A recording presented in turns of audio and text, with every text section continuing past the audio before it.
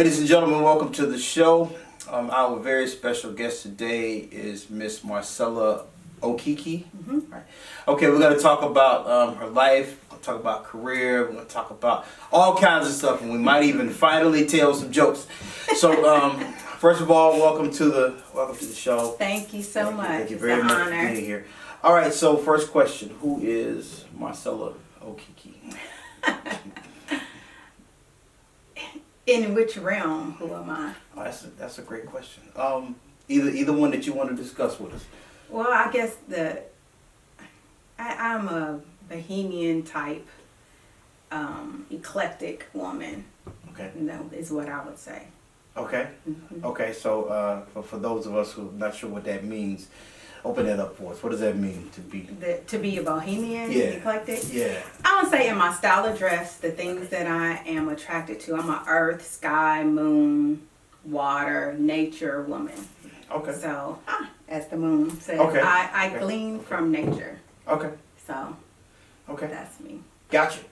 All right. So are you a native Nashville? Or I am from Nashville, Tennessee. Okay. Born and raised. My parents are from Nashville, Tennessee. Okay. All right. All right. So based on how things were and how things are now, what do you think about Nashville? Nashville? Now? I don't like the change. I like Okay. change. I don't like the way the change is coming. Let me Okay. say that. Okay. I don't like I lived in the Northeast for about 5 years. So Okay. I don't like Nashville looking like the Northeast. Okay. The way they're building, the colors they're choosing, the types of structures is not in keeping with the heritage of Nashville. It looks like, it's beginning to look like a Northeastern city. Okay. Yeah. All right. So how do you think these changes are affecting people of color?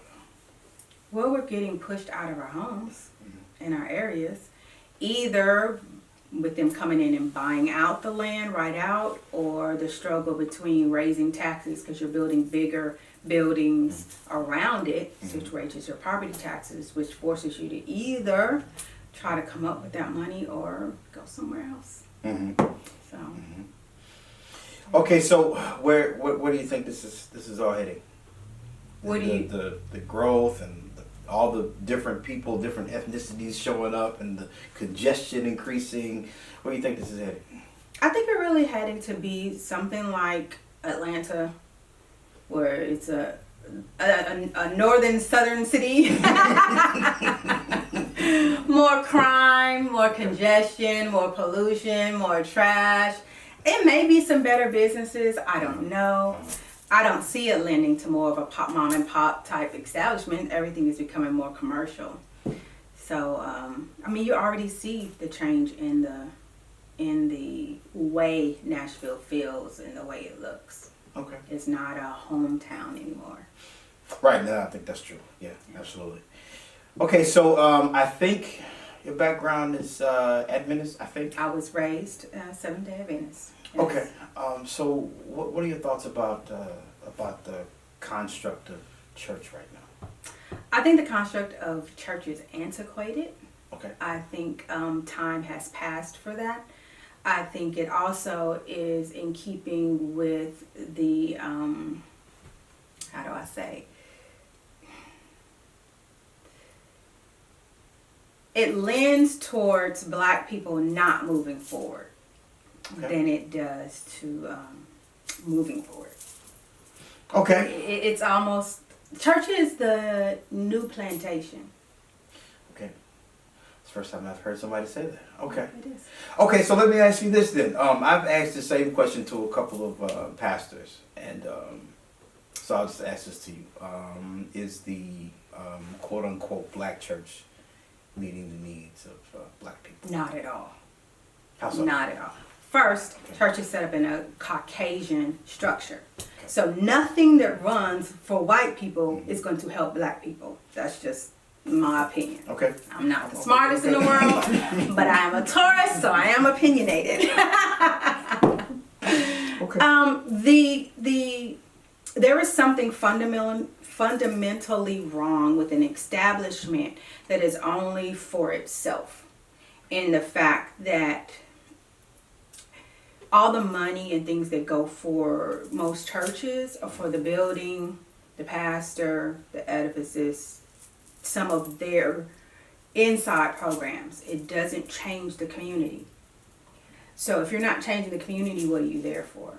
And I'm speaking beyond the 2 and 3 outreaches you do a year and the baby showers for the community and beyond, going out and passing out things. No. Being an Adventist, the structure is a little different from most other religions, and the fact that it's not pocket heavy for the pastors. They get a salary like a regular job. So it's not like walking around with the prosperity message.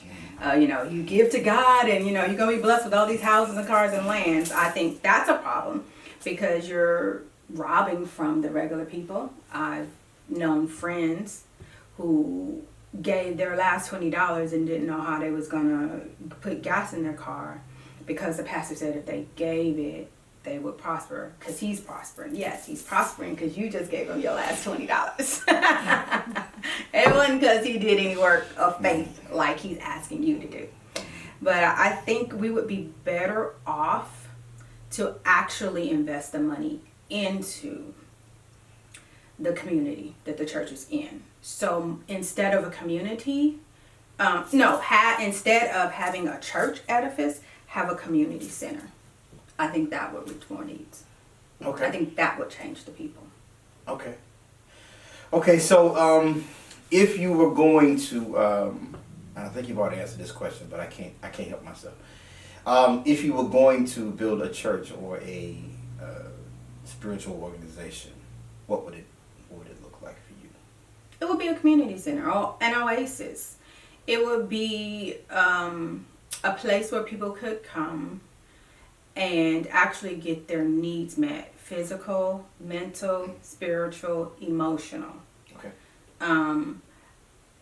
Biblically, giving of tithes has passed, and pastors and stuff won't preach about that. So you're not commanded, if you are a Christian, you are not commanded to give 10% of your tithe to the storehouse or to the Levites. The Levite system is gone.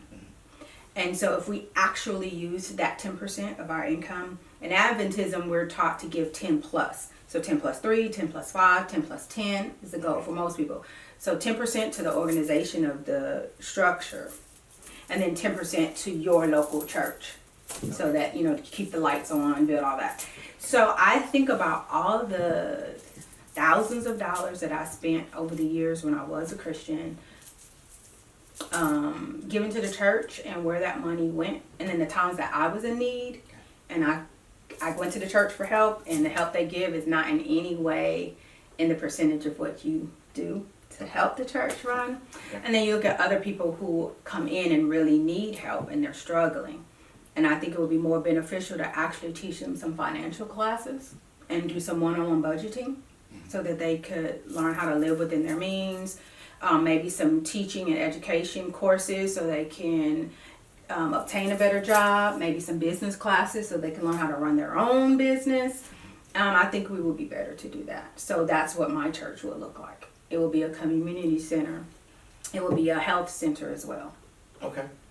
Okay, now I know the answer to this question, but they don't. Okay, so you said a couple of times that you'll sometimes say when you were a Christian or used to be a Christian, not anymore. Yeah. Okay, so explain what that means. It's not a easy answer. Being raised an Adventist, your religion is a lifestyle.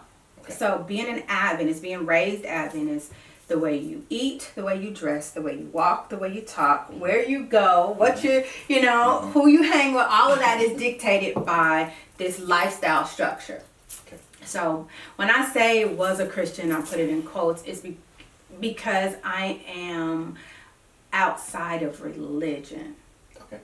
So when you come outside of religion and you start adding the other aspects of who God is, of the universe, source, energy, whatever you want to call it, you kind of have to scooch your way outside of saying you're a Christian, because people will look at you differently because of the way you operate. Okay. So I am grateful for the foundation that I was given as a child. It still is very much a part of who I am as a person, Okay. but I think outside of the religious box. Okay. Yeah. So that's why I say used to be. Okay. I got you. Well, I knew that. Yeah. They didn't know that. Okay. So religion versus relationship. Religion versus relationship. Yeah. Religion versus spirituality. Okay. Okay. Help us out. What is your view on that? A personal walk with God, the universe, source, energy, understanding who you are. If you want to use the Christ model, if you want to use Buddha's model, whoever, I think, I was one of those people growing up. What I'm about to say is something I would think somebody was pagan for saying. But now that I'm older and have spent more time, studying other things, I understand that how expansive it is. I feel like religion was created as a control. I also believe, from the little bit of studying that I've done, I'm not a scholar, that the different types of religion all have the ones that I've studied have underlining similarities. Okay. And then I think some of the differences almost seem like someone said, let's have religion, let's not let people know who they really are. So let's divide parts or aspects of God, and you get this aspect of God in this religion. You get this aspect of God in this religion. And so it almost keeps us as mankind, as God's created beings, as being God in human flesh, having a human experience. It keeps us from finding that out. Because depending on the denomination, depending on the religion, depends on what aspect of God you were really taught. Okay. Okay. I don't know if that makes sense. Yeah, I'm with you. I will see this already. I already know. I'm with you. Who is or what is God in your experience? In my experience, God is a part of who I am. Okay. God is creator. God is an energy or a source from whom everything comes from. And I don't like to say whom, but it's easier to say speaking in human form. Okay. I am not quite sure of everything God is, because in my 47 years of life, I've learned different aspects of God. Okay. So it's just adding to my experience. Okay. Instead of taking away. Okay. So it's bigger than what your mind can, I think, what your mind can totally comprehend. Okay. Okay. So the concept of truth, of absolute truth, what do you think about that? Scary thought. I kind of feel like absolute truth changes as you grow and evolve. Okay. I think truth expands. I think some things that are true for you at one point in your life may not be true in another point. Doesn't make it false, but it's not truth, present truth. Okay. Okay. I'm with you.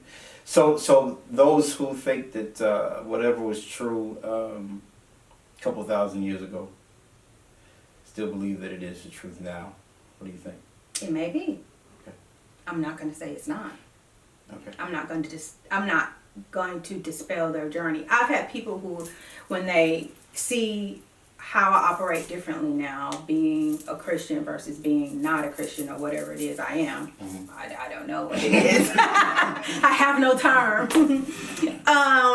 They ask me how I got there, like what I believe or what am I now, and where do they start and all of that. And I say, it's truly a journey, and you can't really tell someone where to start.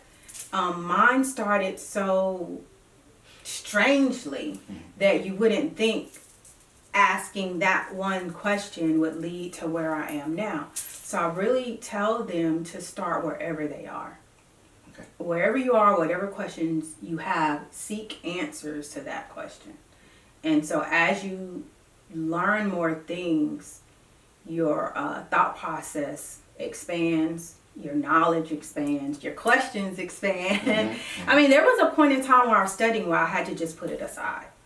Okay. I had to put it aside because it was too much. Okay. And when I was a child, people would say, like, you could go crazy trying to understand exactly who God is or to figure him out. Mm-hmm. And I didn't really understand that. But, you know, coming from such a strong, this is right, this is wrong, black and white religion, to learning that there's more to life, there's more to God, there's more to my purpose here than that, was a lot to take in. And I had to come to a place where I, was okay with the fact if heaven and hell does exist, I will be okay in missing out in heaven, not because I don't want to be there and I don't love God, but because really finding out who he is in the truth and totality was worth more than just walking in something someone else told me was truth, just so I could follow these simple rules. I needed to know more. I needed to understand more. What's the, if there's a long-lasting, overreaching effect that religion as we know it, if there's an effect that it's had on black people? Fear. What is it? It's made us afraid. Afraid of? It's made us passive. Okay. It's made us complacent. Okay. It's made us settle for less. The theory that you have to live a certain way, walk a certain way, do a certain way to please something that you cannot see, that is outside of yourself, so that you can obtain some future thing from when you're dead, is okay if it doesn't keep you from being who you are right now in the present. But I have seen where this thought of religion and heaven and hell and having to do right is more so like not making the master angry on the plantation. So I'm gonna bow my head, yes ma'am, what do you want, sir? Do not speak out if I'm being abused, not speak out if I'm being mistreated, not speak out if I have needs, not speak out if those who around me have needs or abused. Or it's just like suck it up and take it, because there's something better on the other end. Well, here we are 400 years later, and what better have we established by living under the rules of the religion in which was given to us? What have we gained? Okay, I got you. These are very, very good questions. They are very good questions. Very good questions. So Bible. And I'm asking this on purpose because I'm going to come back around to what you just said. So Bible, what do you think about Bible? I have many thoughts about the Bible. It's a good book. My parents can't watch this. They're not ready.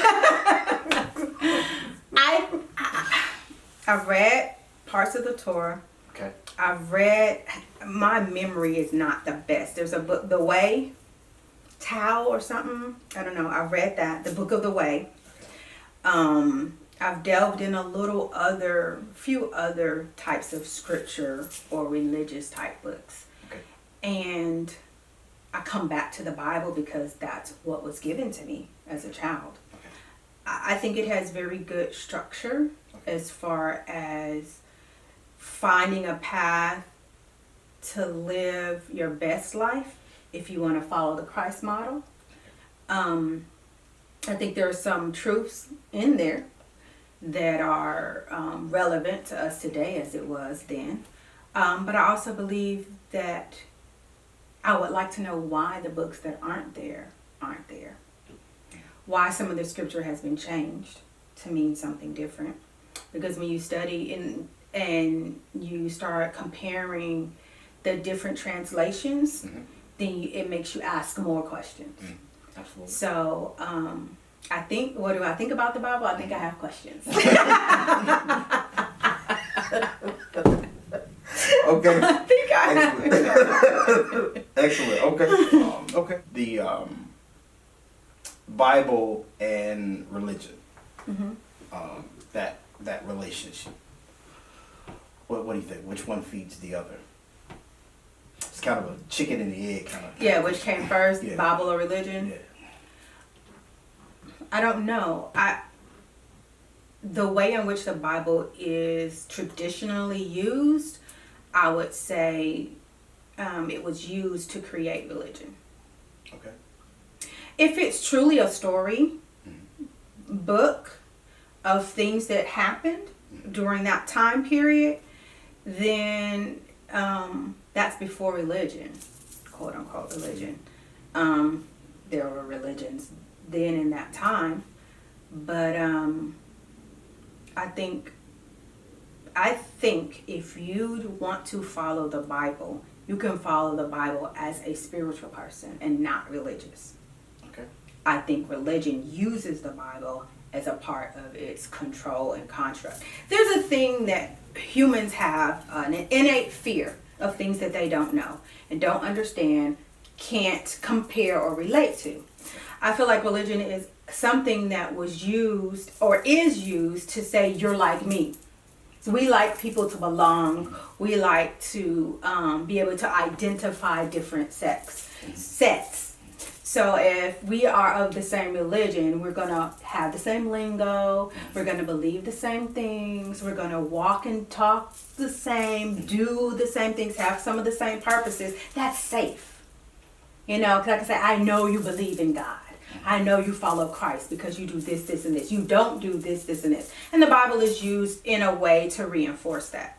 I think that if you really want to follow God, if you really want to be spiritual, if you really want to delve into what the universe has for you, it doesn't look like anybody else. And that's scary. So how can I tell if Riley really believes what I believe, or if he's on the right path, or if you're doing the right thing, if you're saying or doing things that are different from me? You can look at that in the Bible. There are clear Bible characters that did not live like the norm. And they were some of the most radical, life-changing people. Elijah, Christ, Job, David, you know, so Solomon.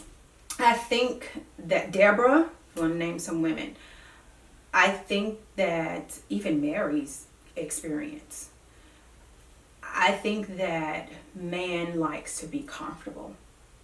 I think we like to feel safe. And I think religion was also constructed for that. I'm not giving away the power of control. It was constructed for control. But that may be a part of the control, is knowing I can identify these people and put them in this box because they believe and look and act a certain way. Okay. All right. So there's a lot of questions about whether or not Christ or Jesus Christ actually existed. But that's not my question. My question is, if he did, and he was looking at the way his followers... He would turn some tables. Again? Finish your question, I'm sorry. Finish your question, I'm jumping in. That's okay. How do you think he would feel about how we are functioning, those of us who claim to be on his team and carry his name? Christ poured his life into 12 people. That was his focus. From the focus of pouring into 12 people and them walking with him for 3.5 years closely, they impacted the world around them by going out and expanding their belief in God, by walking in the faith that they had through him. I think if Christ saw what was going on now, he would say we missed the point. His life was in service to others. His life was not about accumulating things. His life was not even about looking the same. He didn't own a home. You know, he moved from place to place. He totally focused on what God sent him here to do. His message, his purpose, and spreading that to other people. I think that he would call some pastors thieves and robbers. He might overturn some tables and throw open some doors. He would stand up in some churches and read scripture like he did in the synagogue because they weren't doing what they were supposed to do. You know, some of those forgotten texts that call people to live, you know, a higher purpose. Okay. All right. Very good. So,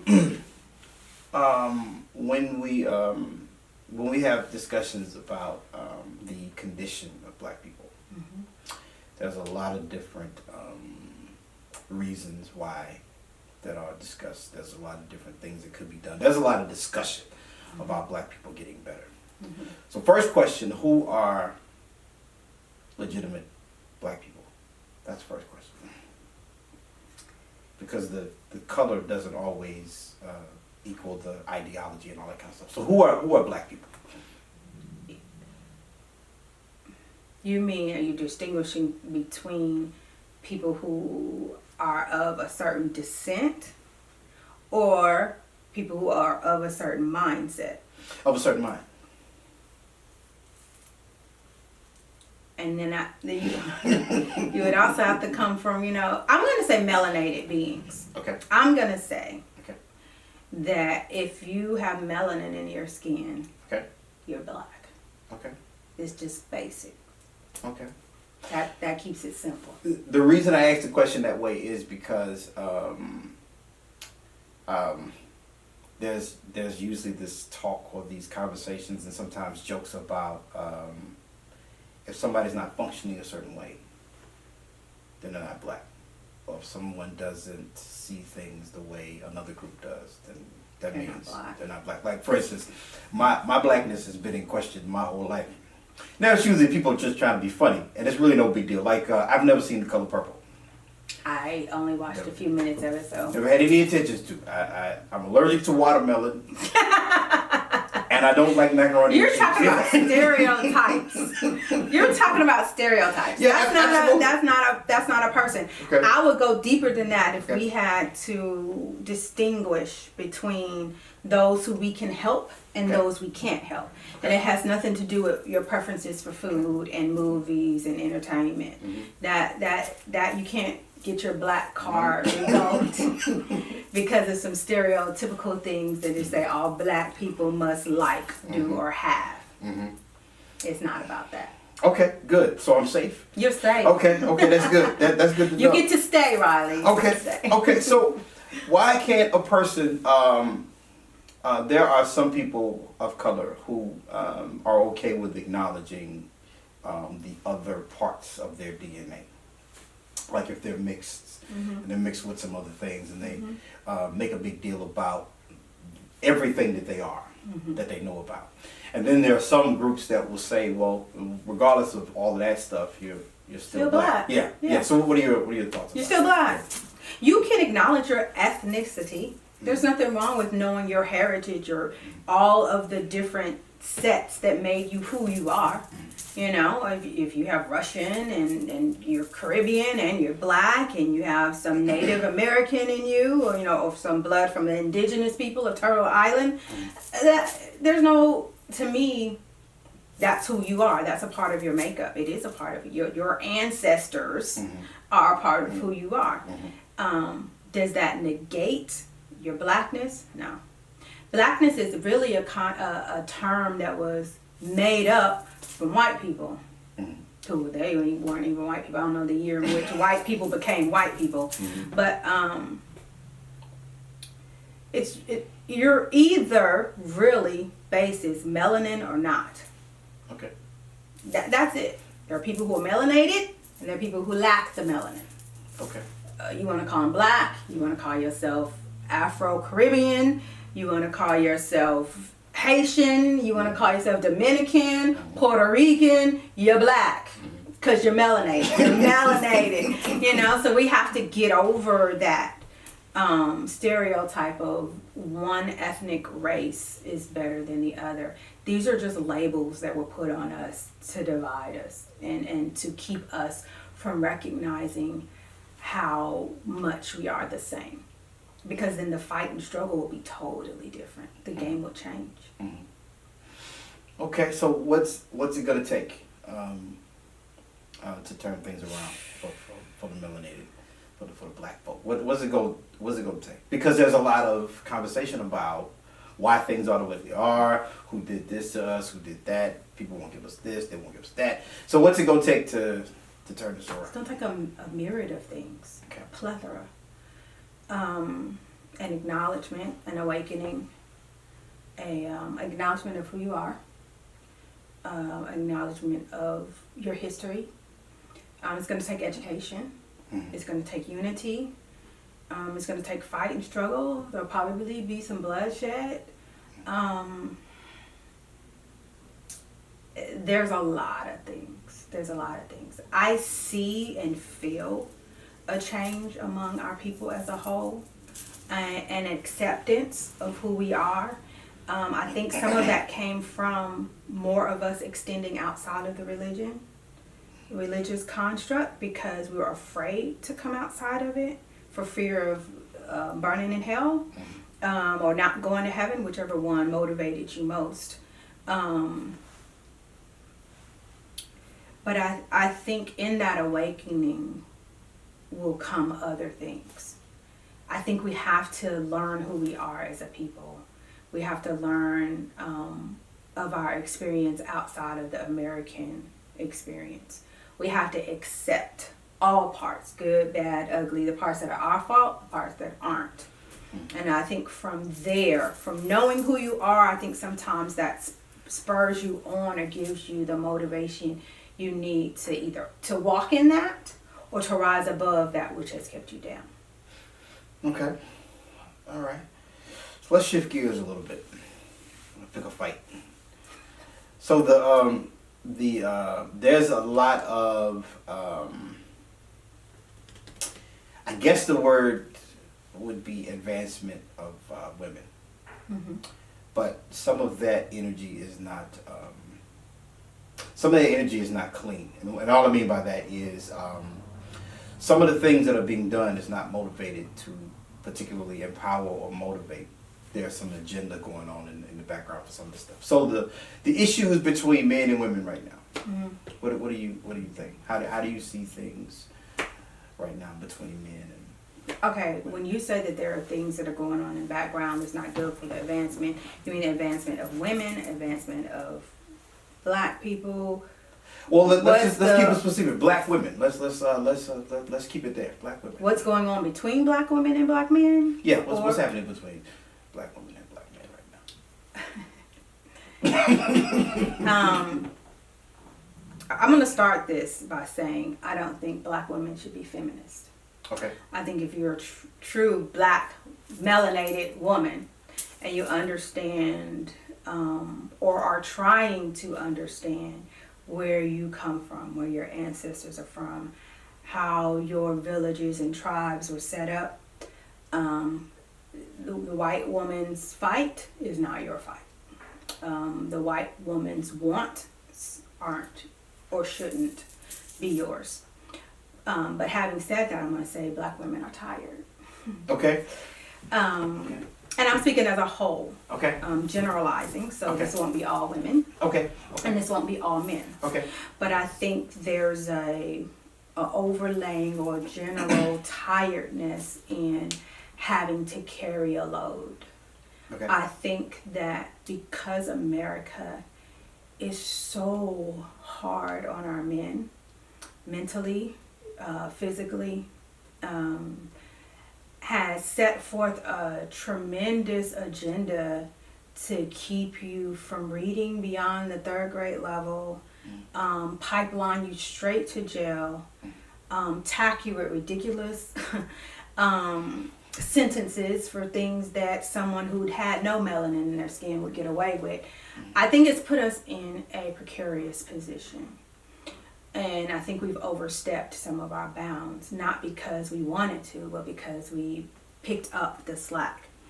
I think that men who are out, don't have records, don't have a lot of kids, or haven't fallen victim or prey of the American system, sometimes get that bad rep too, just because of the way they look, or just because people are tired. Hurt people hurt people. Okay. Black men were damaged, black women were damaged. Black women were damaged by seeing black men damaged. So we're damaged twice.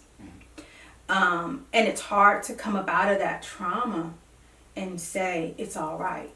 So you blame master for the things that he did to you and did to your man, but you also unwittingly blame your man because he can't protect you. So that starts a strife in between. You know he really can't, because if he does, that means he's going to die, but you still want to be protected. I think a lot of that sludge from those times are still running through our veins. And I think that's the problem between us. We have to come to a place of forgiveness and healing. We have to come to a place of release. And then we have to come to a place of accountability.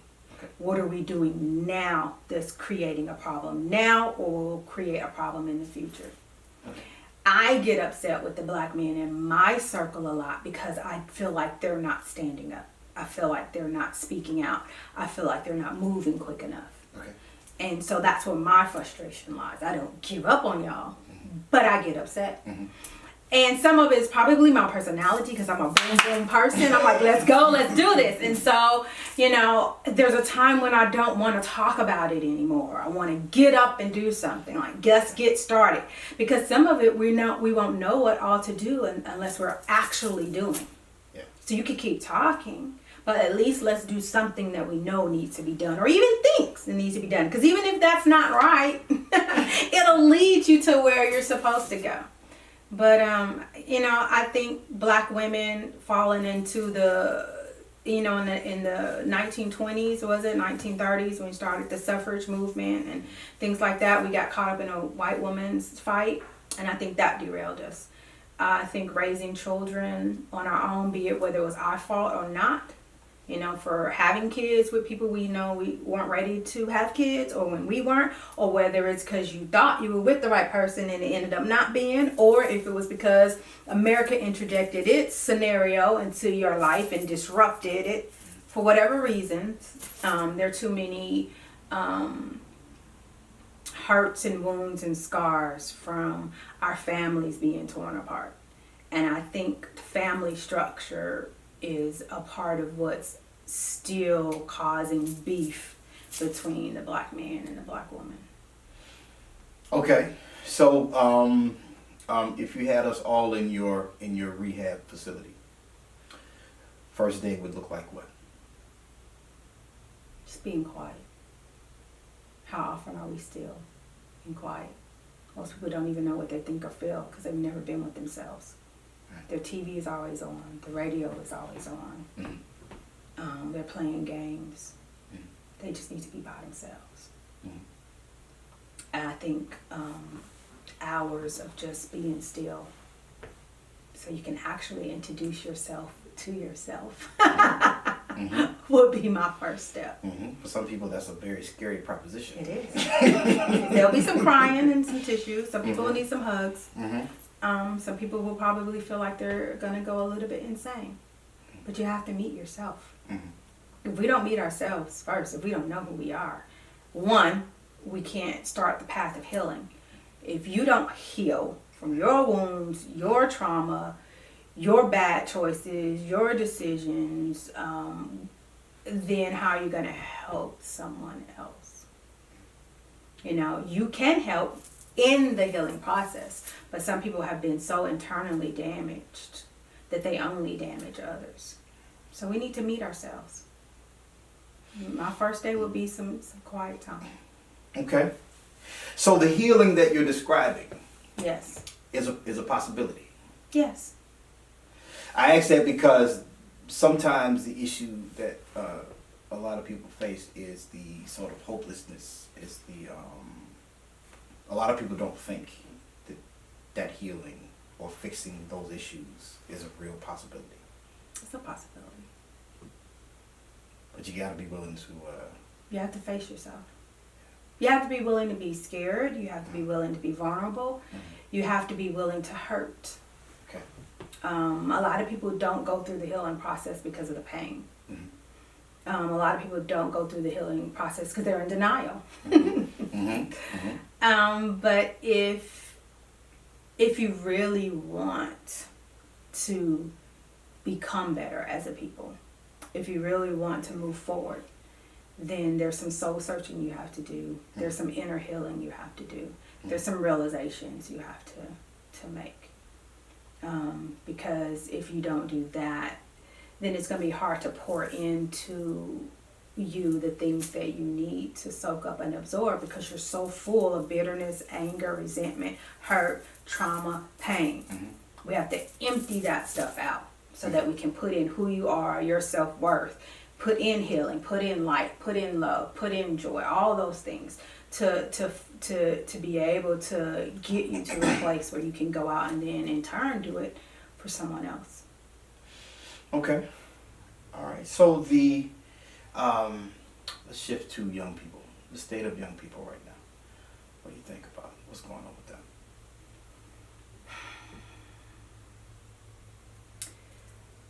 I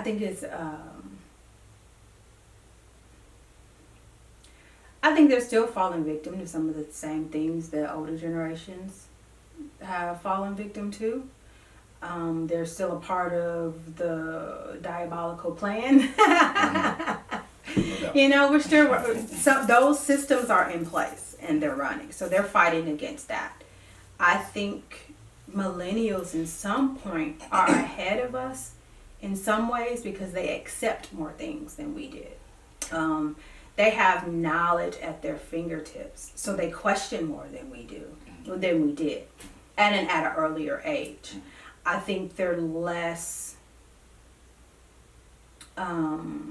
brainwashed in some ways than we were. But I think sometimes they're lonely and lost.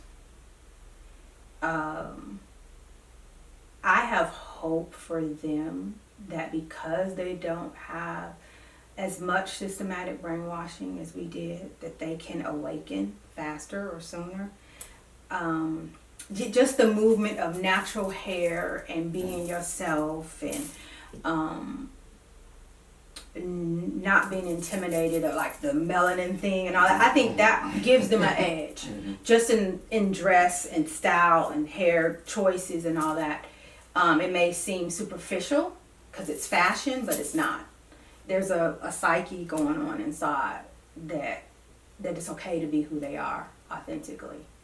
And that they don't have to straighten their hair to look like somebody else. They don't have to bleach their skin. You know, they don't have to wear a certain thing aesthetically. So I think that helps. But still, the American Black kids, we're still in America. We still have this system of white supremacy that is in full effect. So yes, these other things are great, but they still need help to not get caught up in the system, not become victims. Okay. So the obvious gaps in the generations, how is that impacting them? And specifically what I mean is, you have some older gentlemen that would just write off the younger guys, call them disrespectful or whatever, but won't teach whatever the thing is. Some of the younger guys won't listen to the older guys because the perception is either you're not going to listen to me anyway, or you already have a perception of who I am, or just because I am this age, you just assume I don't really know anything anyway. So these gaps, these failures in communication and all of that, and then the same with older women and young ladies. How is that affecting both sides? I think it is keeping the communication, having the communication gap, having that typical generation gap where you feel the angst between one another. slows down the process of progression. I think old people need to remember what it was like to be young. And that some of the things that they chose to wear had nothing to do with who they were and their heart and mind. It was fashion.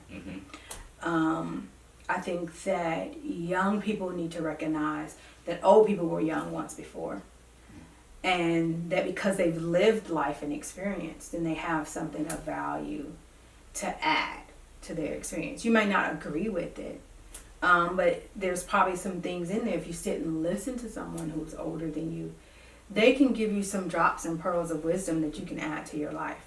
I think some of it is, like you say, just the perception. Because you use certain language, because you dress a certain way, because you're hanging out in a certain place, that you are a certain thing. Some of the kids are just doing it because that's just what they're doing. What else am I supposed to do? Where else am I supposed to go? And I think older people need to be careful of labeling and just listen to them. If we open up our ears and listen to them, they're growing up in a different age than we grew up with. They're being faced with things at a much faster pace than we were. They're being exposed to things at a younger age many times than we were. So even though we've lived life and we have experiences, we can still learn from them as well. So I think if it was an exchange of energy, it would be better. Not just, you need to listen to me and do what I say, or you're not hearing me or what I'm going through. Right. I think it needs to be more of an open, let's just tell me about yourself. Tell me about your life. Tell me about who you are. Tell me about where you want to go. What are your struggles? Because are your struggles what I indeed think they are? Or is it something totally different? And you're just presenting it a certain way.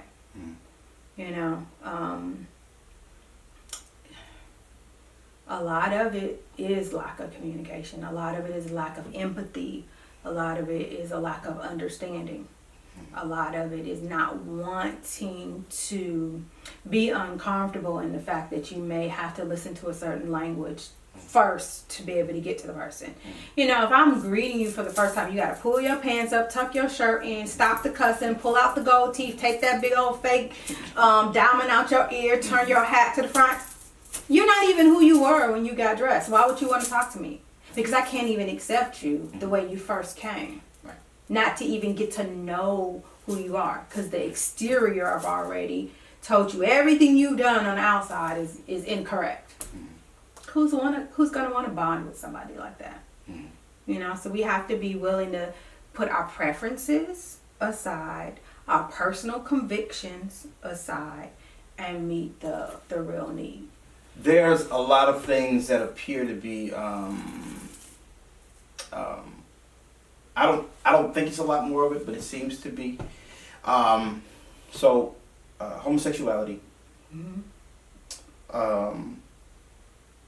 gender reassignments and all that kind of stuff. Autism, mental illnesses, suicides, all of these things, they seem to be happening, they appear to be happening a whole lot more than they used to. So is this a product of evolution in nature, or is this a product of something else? Is it a product of evolution? Not quite sure. I think some things are just expressed more because we live in an age where I can talk about what I prefer. We're no longer really in the age of hush-hush. Right. There are certain things, in the older generations you just didn't talk about. So you had uncles that were gay, you had aunts that were gay, but nobody talked about it. You just left him alone because he was a little sweet, or he was a little, oh, that's just Uncle Joe, oh, that's just him. Like it wasn't something other people did. Same thing with the cross-dressing or things like that. You did it at home, in your closet, then in your room. But when you went out to work, you presented yourself a certain way because that's what society said you had to do. It wasn't because people weren't there. Men have probably been wearing women's clothes or women wearing men's clothes since the beginning. I think some of it is just an age in which we are where we're more free to talk about our stuff. And you're going to accept me for who I am, whether you like it or not, I think that's some of it. I am not going to, I'm not gonna take away from the fact that putting certain things in our foods and in our vaccinations can chemically have some altered effects. I'm not a science person, so I don't know the exact vocabulary to use. But when cans of food are being laced with estrogen and children are eating that from a young age, you can't deny the fact that that can have some genetic altering effects. I'm gonna even say having a lot of black male actors that had to dress up as women to break through a certain pay scale or break through to a certain point of their career could have an effect. Not saying this is why people are the way they are, but it could add to. I'm going to say hurt, trauma, and pain causes some of these things. That's a scientific fact with a lot of people who are homosexual who said they did not feel this way as a child, because you have people who say from the beginning they knew that they were different, or that they felt a way in which their parents didn't say was normal, you know. So I think it may be a mixture. I don't know that there's a lot of it's just this one thing. Okay. I think it's several. I think it's several layers of things. But autism, most definitely vaccinations. Most definitely in the things that are being given to our babies and our toddlers. If you read the ingredients, you'll see a lot of things in there that don't belong inside the human body. So why are you giving it to a baby? If you look at the schedules in which their vaccinations are supposed to be given, it's too many drugs at one time. If you go and talk to a lot of parents, they have children who were functioning on a normal scale. I don't like to use the word normal because really what is normal? But anyway, within societal norms, that their bodies went through drastic changes after being vaccinated, and they were never the same. So America has a lot to answer for in what they feed their people and what they inject into their bodies, along with what they've done to them physically and mentally, spiritually and emotionally. Okay. All right, I couldn't let you go without getting into that. I couldn't let you go without talking about that. So, Safe Haven. Safe Haven. So what is Safe Haven? What is the agenda of Safe Haven? What's going on with that? Safe Haven Community Ministries, we just call it Safe Haven for short. Okay. Or Safe Haven Oasis. Okay. And it's basically a grassroots movement, just organically growing, wanting to do three things: provide support, healing, and education for our melanated community. It's an oasis in the American desert. If you look at America and the way we have treated the melanated beings, it's dry out there. Mm-hmm. we have no refuge. Mm-hmm. When we try to build them, they are bombed and destroyed, burnt down to the ground, shot up. People are given rap sheets of a federal nature that had nothing to do with how they are really operated and lived and ran their lives. So we are looking to provide that oasis, to provide a safe place for Black people to get to know who they are, to get to know each other, mm-hmm. and then to support each other. Just very basic, like family. What in the Adventist world would be Sabbath dinner. Okay. And in the other religions would be Sunday dinner. Mm-hmm. You know, so after church you get together, you eat, you laugh, you talk. You know these people because you spent time together in fellowship and in laughing, and that's someone who you would know what their career path was or what their education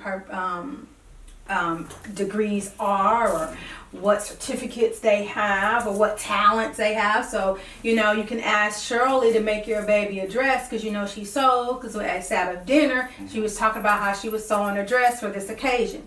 You know to ask Joe about spiritual things because he was talking about all these books he read.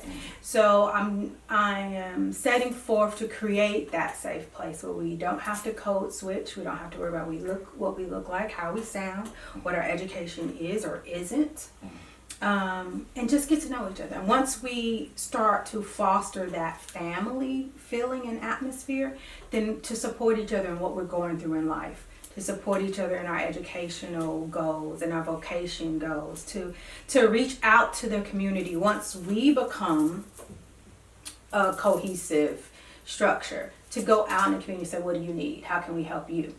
You know, how can we support you? Safe Haven also is going to endeavor to be the glue between Black businesses in the Nashville metropolitan area. We need to make a decisive effort to spend our money within ourselves before it goes somewhere else. Other ethnic backgrounds do it and no one blinks an eye. We are quick to spend our money somewhere else when we should spend it at home first. But we have to create that home. And so, you know, you're fighting against in one way where some other cultures have a definite space. Okay. We have been dispersed for many reasons, a lot of it not our own. So we have to create a virtual space. So we want to create that so we can get together, laugh, talk, support, cry, grow together, heal together, learn together. Okay. All right. So if a person wanted to get involved, they wanted to either participate, help out, come to a meeting or whatever, how can they get to you? They can get to me, safehavenmcm@gmail.com. Okay. safehavenmcm@gmail.com for Melanated Community Ministries. Okay. That will be the best. We have Cash App. That's what I was going to say. How do Safe Haven Oasis. Okay. Safe Haven, the $, Safe Haven Oasis is the Cash App. Okay. Safe Haven Community Ministries is the PayPal. Okay. So we have that. So we have already done a few community projects, just as a bonding between the group, and then as to get a feel for what it is to do something for someone else. And we have a couple more projects coming out. The next year, while we're still building community within ourselves, we want to start reaching out to businesses so we can create a register or a place that people can go and see. If I need grad lawn services, who are the Black people in the Nashville metropolitan area that do that? If I need tutoring for my child, who can I go to? There are some, I think, like Black yellow page type things, but a lot of people don't use them or they don't know where they are. But I think we need to be able to find each other. Okay. So we're going to endeavor to start doing that. Excellent. Next year. Okay. So when's the next gathering, the next event? We are the third Tuesday of every month. Okay. And we meet. We're under a little reconstruction because I'm in Laverne and it's hard to get to me sometimes because of the new Nashville and because commute takes so long to get out there. So we're going to start doing some virtual meetings as well. So people will be able to meet online, phone, iPad, tablet, computer. And that way we can discuss some things. And then we'll get together, physically together once a quarter to eat together, laugh and talk together, and work on a project together. Okay. So this November, I think it's the 19th, is the third November this month. We're meeting at my home. Okay. And we'll be building 50 homeless hygiene bags. We're putting together. And then we're going to do 50 coffee mugs with some little items in to take to an assisted living facility. The Schrader Lane has assisted living. So we want to go and spend couple of hours on that Saturday, which I think is the 23rd. Okay. From 3 to 5, just passing them out, sitting and talking to the older generation, listening to them, sing some songs with them if they want to sing. You know, if they want somebody to read to them. You know, they have a book or something there. You know, read just to say we're here. Okay. You know, we love you. Okay. You know, and that we're thinking about our older generation. Okay. Give honor to them. So you're gonna sing? I'm not gonna sing on camera. I knew I wasn't getting out of here. I'm like, Riley gonna make me sing. My voice is crusty. Wow. Okay. All right. I had to try. I know, not on camera. Yeah. So the movement, is there a specific end game, or is it kind of growing organically? I would like to have the community center. If you ask me what would I set up for people, my long range goal, and in about 5 years, I would like to be in a place where we could have a safe haven community center and a safe haven wellness center. So the community center, a place we can come for tutoring, boys and girls club type things, say to learn self-defense, gun range, yoga, meditating, how to pray, how to study, how to fill out applications for work. A place where you can come and learn. Vocation, get ready for school, study, computer lab, all those types of things. And then the Oasis Center will be more a place you come for PT, OT, water aerobics, health, body, because we've got to reach the body, the mind, the soul, the spirit, physical man, all of it. So that's the end game. It's very eclectic and bohemian like I am. Okay, understood. It's a wide range, it's a big thing, but I really feel strongly that if we don't try to cater to the health of the entire black man, your wholeness, that we're going to continue to be stunted in this revolution. Gotcha. Understood. Is there anything else that you want to promote? Are you writing a book? Are you putting some other things together? Are you doing a cooking show? Are you gardening? Or anything else you want to promote? No, okay. I'm not. I'm doing a lot of things, but okay. but I'm doing a lot of things for my personal growth and just life. Okay. I feel like, I'm a educator by trade. I taught for almost 20 years, and now I'm a caregiver. So I'm big into learning and growing and being challenged and pushing my boundaries, even though I don't like to sing in public. I know that's a challenge in pushing your boundaries. But I still do things for me that'll push me. I mean, even doing this, starting the business, starting a nonprofit, I have to study. I have to learn, because the niche for me is reaching and educating people. That's my thing. I can do that all day long. I can gather people, I can motivate you. But when you're starting a business, you have to read about businesses. You have to read about the nonprofit. You have to read about how to get your 501c3, which I got. Exactly. How to charter and all these things, So I'm learning. I'm expounding my boundaries. I think everybody should do that, But the only thing I'm pushing from the outside right now is safe haven. We've got to get that support piece. We've got to come together as a people. We've got to grow. We've got to heal. We've got to change. It starts with us. Okay. Very good. All right. Well, thank you so much for your time. Thank you. Thanks for being on this It's show. a privilege. Yeah, absolutely.